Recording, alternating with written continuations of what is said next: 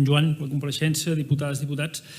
Com sempre defensem, la transició energètica és un tema tècnic i l'hem trobat a faltar en el síndic, ho trobem a faltar també en la seva exposició, que hi hagi dades de dimensionament del problema o, diguem-ne, del que hem d'anar a resoldre.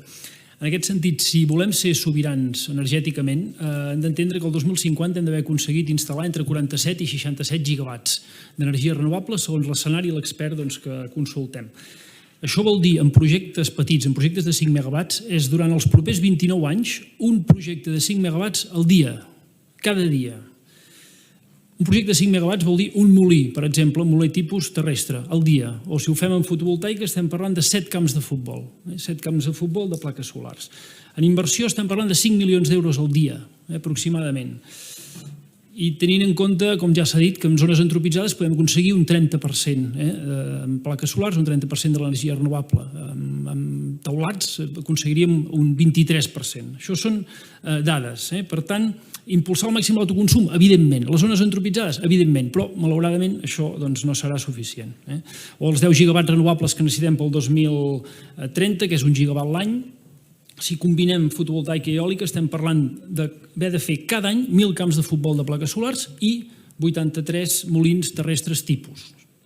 Això amb inversió són 1.000 milions d'euros a l'any. També, trenquem un altre tòpic, necessitarem empreses, i tant, no pas les de l'oligopoli, però necessitarem empreses que inverteixin. I a Catalunya tenim el mapa de sol i vent que tenim, especialment el de vent. I en aquest sentit, l'Empordà, ens agradi o no, té un paper solidari de responsabilitat importantíssim, és així, perquè allà hi fa un vent adequat. Llavors, el dubte que ens suscita és què és millor, concentrar els molins en un determinat lloc, sigui el Parc Eòlic Marí Tramuntana, o repartir aquests molins, que a més n'hi haurà molts més, perquè els marins poden ser de 15 megawatts, els terrestres estem parlant de 5-6 megawatts, per tot el territori de l'Albera, de les Gavarres, etc. Això ens genera realment un dubte. Si el projecte Emporium 21 aconsegueix, repartint amb eòlica i fotovoltaica, aportar des de l'Empordà el que necessita Catalunya solidàriament en renovables, i això, evidentment, aconsegueix que no aixequi el territori, que no generi tant de rebuig, nosaltres, sincerament, encantats de la vida. El problema és que fent números ho veiem, sincerament, una escomesa complicada. I, evidentment, hi ha d'haver-hi compensacions econòmiques, de serveis, d'infraestructures, perquè les comarques i els territoris més carregats es puguin veure compensats per suportar més infraestructures renovables. A partir d'aquí, si al Tramuntana aconseguim resoldre el tema de cetacis, de pesca, d'aus, de les comeses soterrades, etc., i ho reduïm només, i poso moltes cometes, a un tema de paisatge, que no vull dir que no sigui important, però un tema de paisatge, el paisatge és un tema cultural, és un tema relatiu. El major canvi que hem provocat al paisatge l'hem provocat gent com nosaltres, a casa meva som agricultors, doncs l'agricultura ha produït el major canvi. Ni l'orografia de la Segarra seria la que és, ni la vinya del Priorat, etc. Però també han produït afectació al paisatge els ports esportius, també les urbanitzacions i els càmpings a primera línia de mar. També, per exemple, les fotos que ens fem tots al Pirineu quan anem als Grans Llacs, doncs la gran majoria dels Grans Llacs del Pirineu no són més que preses que serveixen a centrals hidroelèctriques que hi ha més avall. Jo mateix a casa meva, a la Vall d'en Bas, he engegat un projecte per veure si puc posar un molí.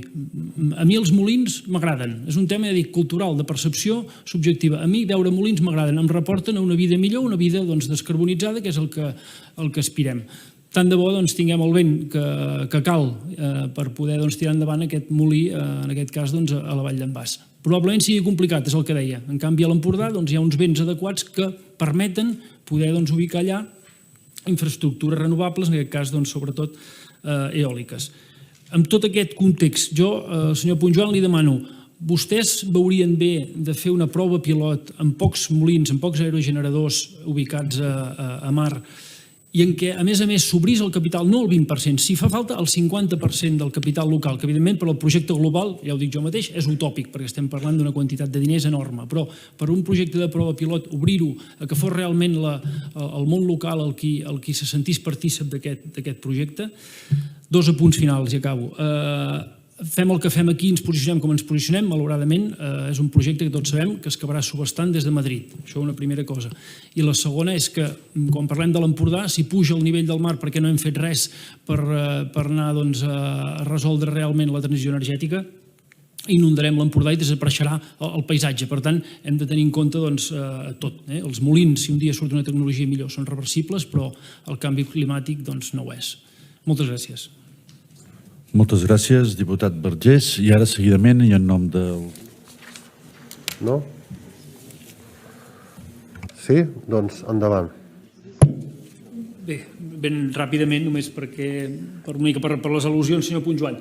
A veure, jo he parlat molt clarament que el Tramuntana, nosaltres, com també crec que ha fet el diputat de Comuns, almenys jo ho he interpretat així, doncs cal vetllar perquè els temes ambientals estiguin assegurats, estiguin blindats, i que a partir d'aquí, si la cosa es trasllada a una qüestió de paisatge, he dit, doncs el paisatge és un tema subjectiu, és un tema relatiu, és un tema cultural. Això és, diguem-ne, crec que un dels pilars de la meva intervenció. A partir d'aquí, sobirania energètica, que vostè m'interpel·lava directament. Jo soc molt conscient que el Parc Tramuntana, per més enllà que anés, acabaria podent, en el millor dels casos, energèticament, òbviament, produir 1 giga. I he parlat també en la meva intervenció que necessitem el 2050 per ser desnuclearitzats i descarbonitzats entre 47 i 67, depèn de quin escenari valorem.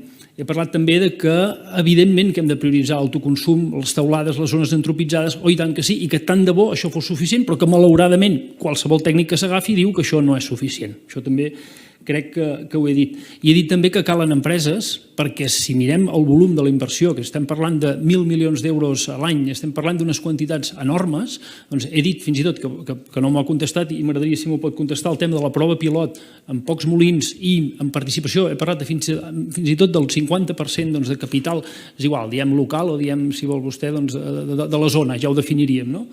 Però que evidentment això acaba depenent de Madrid, que això no és el que voldríem, que no és el que volem, que això ho acabaran subhastant i que el que lluitarem, i això serà una altra batalla, és perquè no entrin precisament les empreses de l'IBEX 35, sinó que evidentment s'ha de fer amb empreses, però que procurem que siguin empreses d'aquí. Li faig aquests matisos al respecte del concepte aquest de sobirania energètica, perquè així és com l'entenem. Gràcies. Contestaré la pregunta perquè és molt possible. Molt bé, moltes gràcies, president. Gràcies, senyor Matller, per la seva intervenció.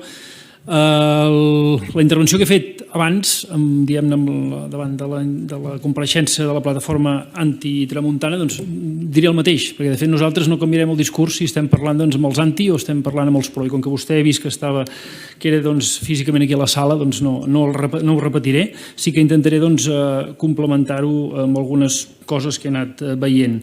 Nosaltres estem d'acord amb ajudar el projecte Emporium 21, en aquest sentit m'ha agradat que vostè digui que estan intentant buscar aquestes sinergies.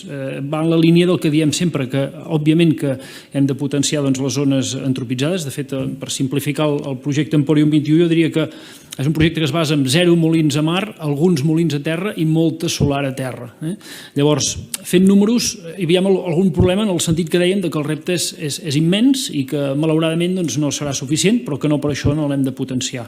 A què em refereixo? La solar, fent només un número gros, la solar ocupa molt més, òbviament, que l'eòlica. Un molí terrestre que pugui ser al voltant d'uns 5 megawatts, i si m'equivoco, després vostè, que és més tècnic, em corregeix, però estaríem parlant, tenint en compte també que les hores d'aprofitament equivalent a l'any d'eòlica són pràcticament el doble respecte a la solar, estaríem parlant que pot ser aproximadament unes 15 hectàrees solars, però si tenim en compte que un molí dels que es plantegen a mar són de 15 megawatts, 3 vegades la potència instal·lada que un de terra, estem parlant que un molí del Tramuntana són més o menys 45 hectàrees, 45 camps de futbol solars. Aquesta és la magnitud de la comparació i, per tant, hem d'ajudar l'Emporium 21, però no és suficient, i projectes com el que vostè presenta i pel qual us felicitem també en l'actitud de mirar de buscar aquest consens amb el territori, tant de bo totes les grans infraestructures es plantegessin així, el que necessitem és la tasca o el que porten els dos, i tant de bo si a més, com vostè deia,